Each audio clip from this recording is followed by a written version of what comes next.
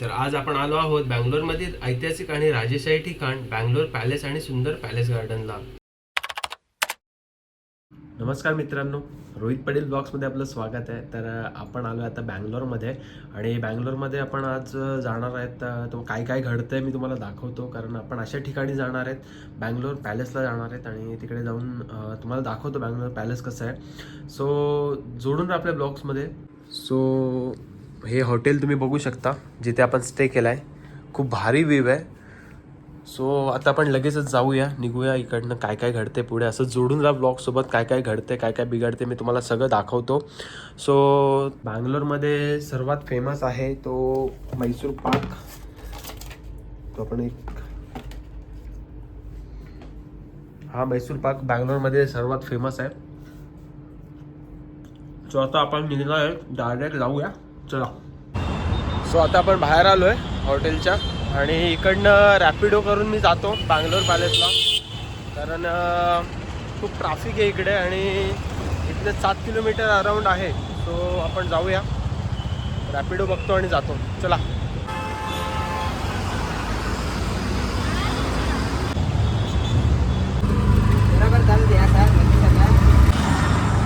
Finally ओला केली आपण auto आणि आता निघालो बँगलोर पॅलेसकडे जाण्यासाठी. बँगलोरमध्ये खूप ट्रॅफिक असते आणि पॉप्युलेशन पण खूप आहे, त्यामुळे ट्रॅफिक पण खूप असते. सो आता आपण ओला केली आहे आणि आता जातो आहे ओलाने बँगलोर पॅलेसला. इकडे ओला, उबेर किंवा रॅपिडोचे खूप सारे ऑप्शन्स असतात, किंवा बसने वगैरे तुम्ही ट्रॅव्हल करू शकता. ठीक आहे, जोडून राहा ब्लॉगसोबत.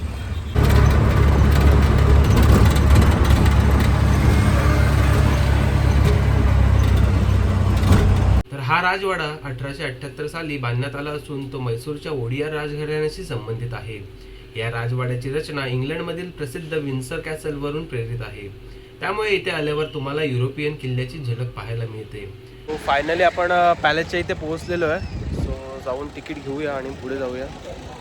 राजेशाही वास्तुकला, उंच बुरुज, सुंदर कमानी, लाकडी नक्षीकाम आणि आलिशान दालने पाहताना आपण एखाद्या राजघराण्याच्या इतिहासात प्रवेश केल्याचा अनुभव येतो.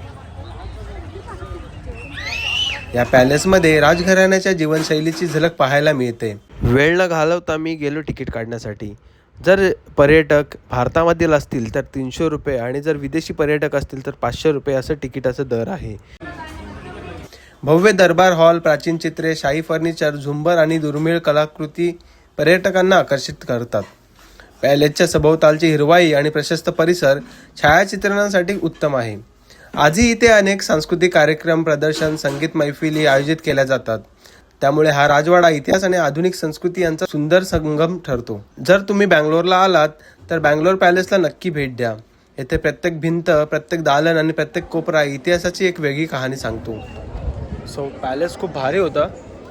300 रुपीज चार्ज तिकीट होतं आणि तिकीट घेतल्यानंतर मग ते असे एक लेबल लावतात बँगलोरचं. सो तिकडे खूप साऱ्या अशा गोष्टी होत्या. एक विंटेज त्यांनी म्युझियम म्हणून बनवून ठेवले आहेत. काही ठिकाणी त्यांचे बेडरूम्स किंवा जे एकदम खूप भारी आहे बघण्यासारखं, पण आतमध्ये फोटोग्राफी अलाउड नव्हती, त्यामुळे आपण शूट काही करू शकलो नाही.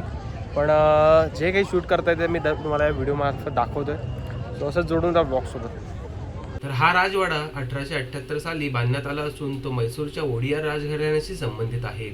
या राजवाड्याची रचना इंग्लंडमधील प्रसिद्ध विन्सर कॅसलवरून प्रेरित आहे. त्यामुळे इथे आल्यावर तुम्हाला युरोपियन किल्ल्याची झलक पाहायला मिळते. राजवाड्यात प्रवेश केल्यावर सर्वात आधी लक्ष वेधून घेतात ते म्हणजे भव्य दरवाजे, लाकडी कोरीवकाम, सुंदर झुंबर आणि राजेशाही फर्निचर. जुन्या काळातील चित्र, शस्त्रसंग्रह आणि दरबार हॉल. प्रत्येक खोली एक वेगळी कहाणी सांगते आणि त्या काळातील राजेशाही जीवनशैलीचा अनुभव देते.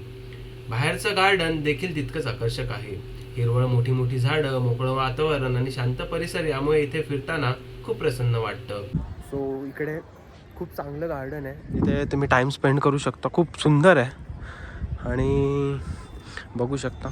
आणि वातावरण पण एवढं भारी झालं आहे की क्लाउड्स खूप सुंदर दिसत आहेत एकदम. तुम्ही बघू शकता, एकदम खूप भारी आहे, एकदम अमेझिंग. विशेष म्हणजे या पॅलेस ग्राउंडवर अनेक मोठे संगीत कार्यक्रम आयोजित केले जातात.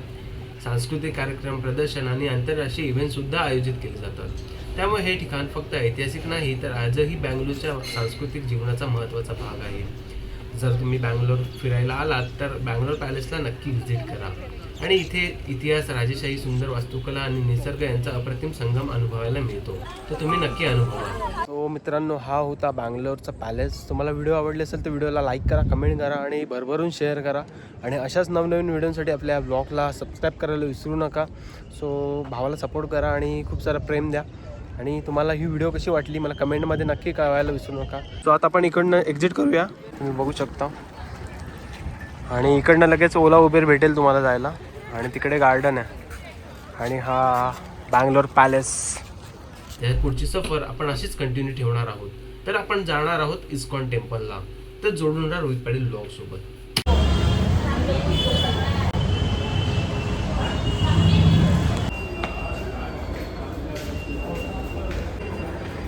हा विषय काय माहिती आहे का, फुटवेअरचा कुपन घेतलेला आहे. ठीक आहे, इकडनं पिशवी घ्यायची आपण आणि त्या पिशवीमध्ये आपली चप्पल, शूज ठेवायचे आणि मग ते जाऊन तिकडे डिपॉझिट करायचे. सो कसं काम आहे बघितलं ना तुम्ही. पिशवी त्यांनी तिकडे लटकवली आहे, टोकन दिलं आहे. सो हे हरवलं की शूज आपले गेले. व्ह्यू भारी आहे. चला आपण जाऊया दर्शनाकडे. सो हातपाय धुवून आता आपण निघालोय आणि जातो मंदिराच्या दिशेने. जोडून जा ब्लॉग सोबत.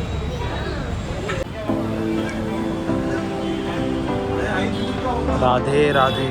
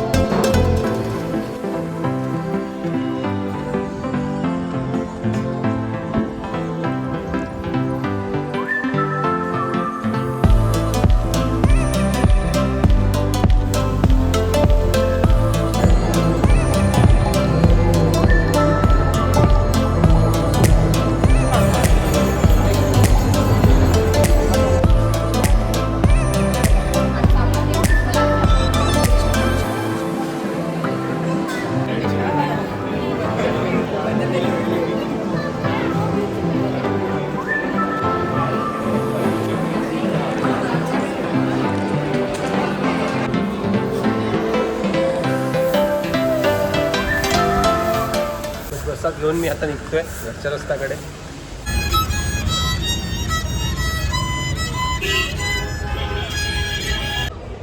सो मित्रांनो, हा होता बँगलोर इस्कॉनचा व्लॉग. व्हिडिओ तुम्हाला आवडली असेल तर व्हिडिओला नक्कीच लाईक करा, कमेंट करा आणि भरभरून शेअर करा. आणि अशाच नवनवीन व्हिडिओसाठी रोहित पाटील ब्लॉगला सबस्क्राईब करायला विसरू नका. सो आता आपण जाऊया घरी. चला आपण निघतोय इथनं आणि भेटूया अशाच पुन्हा एकदा नव्या व्हिडिओसोबत. तोपर्यंत बाय बाय.